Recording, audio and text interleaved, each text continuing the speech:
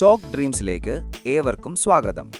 കേട്ടറ്റ് പരീക്ഷ എഴുതുന്നവർക്കായി ഏറ്റവും പുതിയ ചോദ്യപേപ്പറിൽ നിന്നുള്ള ചൈൽഡ് ഡെവലപ്മെന്റ് ആൻഡ് പെഡഗോജി വിഭാഗത്തിലെ 20 ചോദ്യങ്ങളാണ് നമ്മൾ ഇന്ന് ചർച്ച ചെയ്യുന്നത്. ഓരോ ചോദ്യത്തിൻ്റെയും ശരിയായ ഉത്തരവും വിശദീകരണവും മറ്റു ഓപ്ഷനുകൾ ഏതെല്ലാം സിദ്ധാന്തങ്ങളുമായി ബന്ധപ്പെട്ടിരിക്കുന്നു എന്നും നമ്മളിതിൽ വിശദീകരിക്കുന്നുണ്ട്. നമുക്ക് ആദ്യത്തെ ചോദ്യത്തിലേക്ക് കടക്കാം. ഒന്നാമത്തെ ചോദ്യം: മറവിയുമായി ബന്ധപ്പെട്ട് സിഗ്മണ്ട് ഫ്രോയിഡ് ആവിഷ്കരിച്ച സിദ്ധാന്തം ഏതാണ്? ഓപ്ഷൻ എ നിരുപയോഗ സിദ്ധാന്തം, ബി ദമന സിദ്ധാന്തം, സി പ്രതിപ്രവർത്തിത സിദ്ധാന്തം, ഡി സഹരത്വ സിദ്ധാന്തം.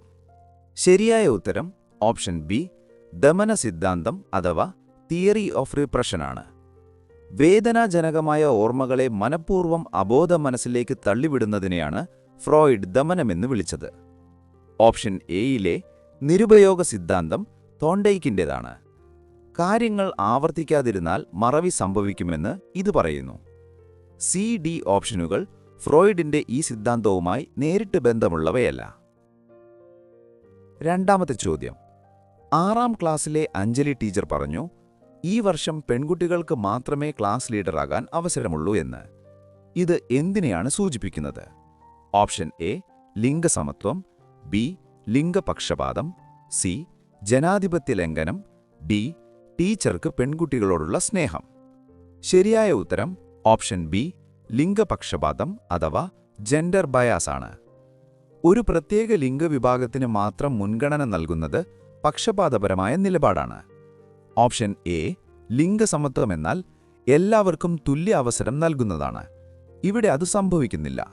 സി, ഡി ഓപ്ഷനുകൾ ഈ സാഹചര്യത്തിലെ ശാസ്ത്രീയമായ വിശദീകരണമല്ല. മൂന്നാമത്തെ ചോദ്യം: വളർച്ച അഥവാ ഗ്രോത്തുമായി ബന്ധപ്പെട്ട പ്രസ്താവനകളിൽ ശരിയായതേത്? ഓപ്ഷൻ എ പ്രസ്താവന 1 മാത്രം, ബി പ്രസ്താവന 2 മാത്രം, സി 1ഉം 2ഉം പ്രസ്താവനകൾ, ഡി 3ഉം 4ഉം പ്രസ്താവനകൾ. ഉത്തരം ഓപ്ഷൻ സി ആണ്.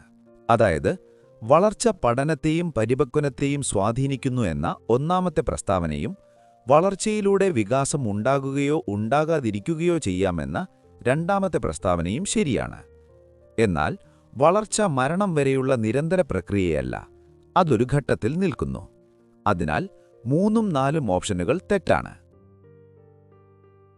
നാലാമത്തെ ചോദ്യം: ഗോർഡൻ ആൽപോർട്ട് മുന്നോട്ട് വെച്ച വ്യക്തിത്വ പഠനത്തിലെ ട്രെയ്റ്റ് തിയറിയിൽ ഉൾപ്പെടാത്തതേതാണ്? Option A cardinal trait, B central trait, C secondary trait, D primary trait. ശരിയായ ഉത്തരം ഓപ്ഷൻ ഡി പ്രൈമറി ട്രെയ്റ്റ് ആണ്. ആൽപോർട്ട് കാർഡിനൽ, സെൻട്രൽ, സെക്കൻഡറി എന്നീ 3 ട്രെയ്റ്റുകളെക്കുറിച്ചാണ് പ്രധാനമായും പറഞ്ഞിരിക്കുന്നത്. പ്രൈമറി ട്രെയ്റ്റ് എന്നത് അദ്ദേഹത്തിന്റെ സിദ്ധാന്തത്തിലെ ഭാഗമല്ല. അഞ്ചാമത്തെ ചോദ്യം: സോൺ ഓഫ് പ്രോക്സിമൽ ഡെവലപ്മെന്റ് അഥവാ ഇസഡ് എന്ന ആശയം മുന്നോട്ട് വെച്ചതാര്? Option A Lev Vygotsky, B Thorndike, C Skinner, D Bruner. ശരിയായ ഉത്തരം ഓപ്ഷൻ എ ലെവ് വൈഗോട്സ്കിയാണ്. കുട്ടിയുടെ തനിയെയുള്ള കഴിവുതലവും സഹായത്തോടെ എത്താൻ കഴിയുന്ന തലവും തമ്മിലുള്ള വ്യത്യാസമാണിത്. തോണ്ടൈക്ക് ശ്രമപരാജയ രീതിക്കും സ്കിന്നർ ഓപ്പറന്റ് കണ്ടീഷനിങ്ങിനും ബ്രൂണർ സ്കാഫോൾഡിങ്ങിനുമാണ് പ്രാധാന്യം നൽകുന്നത്. ആറാമത്തെ ചോദ്യം: ലൈസൂമിന്റെ IQ 100-ൽ താഴെയാണ്. മാനസിക വയസ്സ് 14-മാണ്. അവന്റെ ശാരീരിക വയസ്സിനെ സംബന്ധിച്ച് ശരിയായതേത്? ഓപ്ഷൻ എ 1, 2, 3 പ്രസ്താവനകൾ, ബി 3ഉം 4ഉം പ്രസ്താവനകൾ, സി പ്രസ്താവന 1 മാത്രം, ഡി 2, 3, 4 പ്രസ്താവനകൾ. ഉത്തരം ഓപ്ഷൻ ബി ആണ്. IQ 100-ൽ താഴെ വരണമെങ്കിൽ ശാരീരിക വയസ്സ് മാനസിക വയസ്സിനേക്കാൾ കൂടുതലായിരിക്കണം. ഇവിടെ മാനസിക വയസ്സ് 14 ആയതിനാൽ ശാരീരിക വയസ്സ് 15ഓ 16ഓ ആകണം. അതിനാൽ 3ഉം 4ഉം പ്രസ്താവനകൾ ശരിയാകുന്നു. ഏഴാമത്തെ ചോദ്യം: കുട്ടികളിൽ വിമർശനാത്മക ചിന്ത പരിപോഷിപ്പിക്കുന്നതിന് തികച്ചും അനുയോജ്യമല്ലാത്ത രീതിയേത്? ഓപ്ഷൻ എ ഭാഷണ രീതി, ബി ബ്രെയിൻ സ്റ്റോമിംഗ്, സി ചർച്ച, ഡി സംവാദം. ഉത്തരം ഓപ്ഷൻ എ ഭാഷണ രീതി അഥവാ ലെക്ചർ മെത്തേഡാണ്. ഇത് അധ്യാപക കേന്ദ്രീകൃത രീതിയായതുകൊണ്ട് കുട്ടികളിൽ സ്വന്തമായ ചിന്താശേഷി വളർത്താൻ സഹായിക്കില്ല. മറ്റു 3 രീതികളും കുട്ടികളെ സജീവമായി പങ്കെടുപ്പിക്കുകയും ചിന്തിപ്പിക്കുകയും ചെയ്യുന്നവയാണ്. എട്ടാമത്തെ ചോദ്യം. കേരളത്തിലെ പൊതുവിദ്യാഭ്യാസ വകുപ്പ് 2025-26 വർഷം മുതൽ നടപ്പിലാക്കിയ പരിഷ്കാരമേതാണ്? ഓപ്ഷൻ എ, ഓരോ വിഷയത്തിലും പരീക്ഷയ്ക്ക് മിനിമം 30% സ്കോർ നേടിയിരിക്കണം. ബി, മിനിമം 33% സ്കോർ നേടിയിരിക്കണം. സി, ഭാഷാ വിഷയങ്ങൾക്ക് മാത്രം 30%. ഡി, കോർ വിഷയങ്ങൾക്ക് മാത്രം 30%. ശരിയായ ഉത്തരം ഓപ്ഷൻ എ, എല്ലാ വിഷയങ്ങളിലും മിനിമം 30% സ്കോർ നേടണമെന്നാണ് പുതിയ തീരുമാനം. ഓപ്ഷൻ ബി തെറ്റാണ്. കാരണം 33% നിയമം. സി, ഡി ഓപ്ഷനുകൾ തെറ്റാണ്. കാരണം ഇത് ഏതെങ്കിലും പ്രത്യേക വിഷയങ്ങൾക്കല്ല, എല്ലാ വിഷയങ്ങൾക്കും ബാധകമാണ്. ഒൻപതാമത്തെ ചോദ്യം.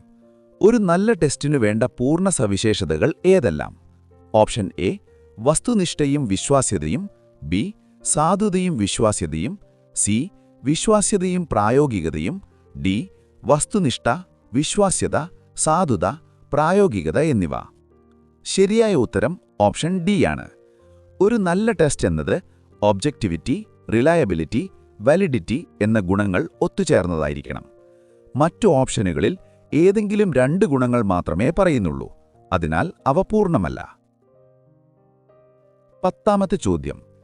താഴെ പറയുന്നവയിൽ എക്സെപ്ഷണൽ ചിൽഡ്രൻ എന്ന വിഭാഗത്തിൽ ഉൾപ്പെടാത്ത കുട്ടികൾ ആര്? ഓപ്ഷൻ എ, ബുദ്ധിപരമായ പരിമിതി നേരിടുന്നവർ. ബി, മന്ദപഠിതാക്കൾ.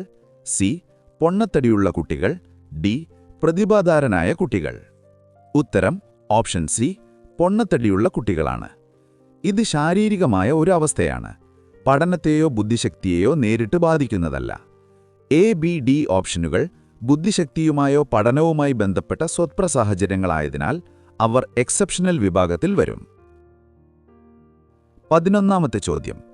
ബുദ്ധിപരമായ വെല്ലുവിളി നേരിടുന്ന ഒരു കുട്ടിക്ക് സ്കൂളിൽ പ്രവേശനം നിഷേധിച്ച ഹെഡ്മാസ്റ്ററുടെ നടപടിയെക്കുറിച്ച് ശരിയായ തീരുമാനം ഏതാണ്? ഓപ്ഷൻ എ, നടപടി ശരിയാണ്. ബി, ഇൻക്ലൂസീവ് എഡ്യൂക്കേഷൻ തത്വങ്ങളനുസരിച്ച് നിർബന്ധമായും പ്രവേശനം നൽകണം. സി, മേലധികാരികൾക്ക് സമർപ്പിക്കണം. ഡി, PTA-യുടെ അഭിപ്രായം തേടണം. ശരിയായ ഉത്തരം ഓപ്ഷൻ ബി, ഇൻക്ലൂസീവ് എഡ്യൂക്കേഷൻ തത്വങ്ങളനുസരിച്ച് നിർബന്ധമായും പ്രവേശനം നൽകണം. കുട്ടിയെ സ്പെഷ്യൽ സ്കൂളിലേക്ക് വിടുന്നത് നിയമവിരുദ്ധമാണ്. അതിനാൽ ഓപ്ഷൻ എ തെറ്റാണ്. 12ാമത്തെ ചോദ്യം. സ്റ്റേൺബർഗിന്റെ ഇൻഫർമേഷൻ പ്രോസസ്സിംഗ് തിയറി പ്രകാരം വിവര വിശകലനത്തിന്റെ 3 ഘടകങ്ങൾ ഏതെല്ലാം? ഓപ്ഷൻ എ, ജ്ഞാനാർജന ഘടകം, പ്രകടന ഘടകം, അതീത ഘടകം. ബി, സംവേദന വേഗ ഘടകം ഉൾപ്പെടുന്നവ. സി, പ്രശ്ന നിർദ്ധാരണ ഘടകം ഉൾപ്പെടുന്നവ. ഡി, വിലയിരുത്തൽ ഘടകം ഉൾപ്പെടുന്നവ. ഉത്തരം ഓപ്ഷൻ എ ആണ്. Knowledge acquisition, performance component, meta component എന്നിവയാണ് സ്റ്റേൺബർഗ് കൃത്യമായി നിർവചിച്ച 3 ഘടകങ്ങൾ. മറ്റു ഓപ്ഷനുകൾ സ്റ്റേൺബർഗിന്റെ ഈ 3 ഘടകങ്ങളിൽ ഉൾപ്പെടാത്തതിനാൽ തെറ്റാണ്. 13ാമത്തെ ചോദ്യം. ഡേവിഡ് അസുബെല്ലിന്റെയും ബ്രൂണറുടെയും പഠന സിദ്ധാന്തങ്ങളിൽ പൊതുവായതെന്താണ്? ഓപ്ഷൻ എ, രണ്ടും ജ്ഞാനാർജനം ലക്ഷ്യമിടുന്നു. ബി, രണ്ടും കണ്ടെത്തൽ പഠനം പറയുന്നു. സി, രണ്ടും സ്വീകരണ പഠനം പറയുന്നു. ഡി, രണ്ടും കാണാതെയുള്ള പഠനത്തെ പ്രോത്സാഹിപ്പിക്കുന്നു. ശരിയായ ഉത്തരം ഓപ്ഷൻ എ, രണ്ടും ജ്ഞാനാർജനം ലക്ഷ്യമിടുന്നു എന്നതാണ്. ഓപ്ഷൻ ബി തെറ്റാണ്. കാരണം ബ്രൂണർ മാത്രമാണ് ഡിസ്കവറി ലേണിംഗ് പറയുന്നത്. ഓപ്ഷൻ സി തെറ്റാണ്. കാരണം അസുബെൽ മാത്രമാണ് റിസപ്ഷൻ ലേണിംഗ് പറയുന്നത്.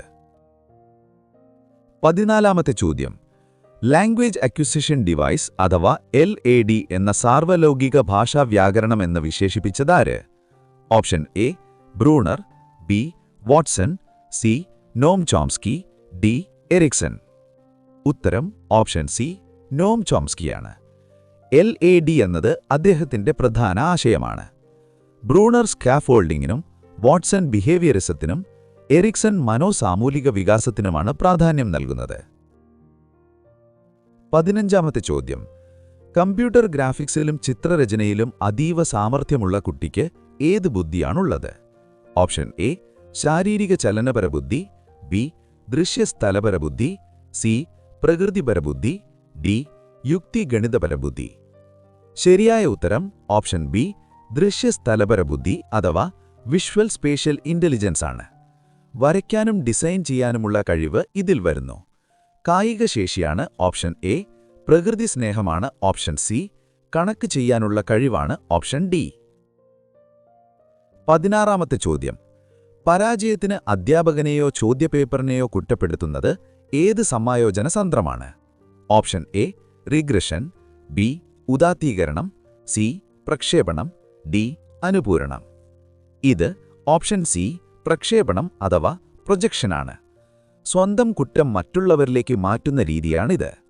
പഴയ ശീലങ്ങളിലേക്ക് പോകുന്നത് റിഗ്രഷനും പോസിറ്റീവായി മാറ്റുന്നത് ഉദാത്തീകരണവും മറ്റൊരു കഴിവിലൂടെ കുറവ് നികത്തുന്നത് അനുപൂരണവുമാണ്. 17ാമത്തെ ചോദ്യം. ഡേവിഡ് മെക്ലാലൻഡിന്റെ അഭിപ്രേരണ സിദ്ധാന്തത്തിൽ വരുന്നത് ഏതെല്ലാം? ഓപ്ഷൻ എ 1, 2, 3 പ്രസ്താവനകൾ, ബി 2, 3, 4 പ്രസ്താവനകൾ, സി 1, 2, 4 പ്രസ്താവനകൾ, ഡി 1, 3, 4 പ്രസ്താവനകൾ. ഉത്തരം ഓപ്ഷൻ സി ആണ്. അഫിലിയേഷൻ, പവർ, അച്ചീവ്മെന്റ് എന്നിവയാണ് മെക്ലാലൻഡ് പറഞ്ഞത്. സുരക്ഷിതത്വത്തിനുള്ള ആഗ്രഹം അഥവാ നീഡ് ഫോർ സേഫ്റ്റി എന്നത് മാസ്ലോയുടെ സിദ്ധാന്തത്തിലാണ്. 18ാമത്തെ ചോദ്യം. കുട്ടികളുടെ സാമൂഹ്യബന്ധം വിലയിരുത്താൻ ഏറ്റവും അനുയോജ്യമായ രീതിയേത്? ഓപ്ഷൻ എ നിരീക്ഷണം, ബി അഭിമുഖം, സി ചോദ്യാവലി, ഡി സോഷ്യോമെട്രി. ശരിയായ ഉത്തരം ഓപ്ഷൻ ഡി സോഷ്യോമെട്രിയാണ്. സാമൂഹിക ഇടപെടലുകൾ അളക്കാനുള്ള പ്രത്യേക ടൂളാണിത്. മറ്റു 3 ഓപ്ഷനുകളും വ്യക്തിപരമായ വിവരങ്ങൾ അറിയാനുള്ള പൊതുവായ രീതികളാണ്. 19ാമത്തെ ചോദ്യം. ജ്ഞാനനിർമ്മിതി സമീപനം അഥവാ കൺസ്ട്രക്റ്റിവിസം പിന്തുടരുന്ന കുട്ടിയിൽ വേണ്ട ഗുണമേത്? ഓപ്ഷൻ എ അച്ചടക്കം, ബി അനുസരണ, സി ക്രിയാത്മക വ്യക്തിഗത ചിന്ത, ഡി കഠിനാധ്വാനം. ഉത്തരം ഓപ്ഷൻ സി ആണ്. കുട്ടി സ്വന്തമായി അറിവ് നിർമ്മിക്കുന്നതിനെയാണ് ഇത് പ്രോത്സാഹിപ്പിക്കുന്നത്. അച്ചടക്കം, അനുസരണ എന്നിവയേക്കാൾ പ്രാധാന്യം കുട്ടിയുടെ സ്വതന്ത്ര ചിന്തയ്ക്കാണ്. 20ാമത്തെ ചോദ്യം. റോബർട്ട് ഗാം മുന്നോട്ടുവെച്ച പഠന മേഖലകൾ ഏതാണ്?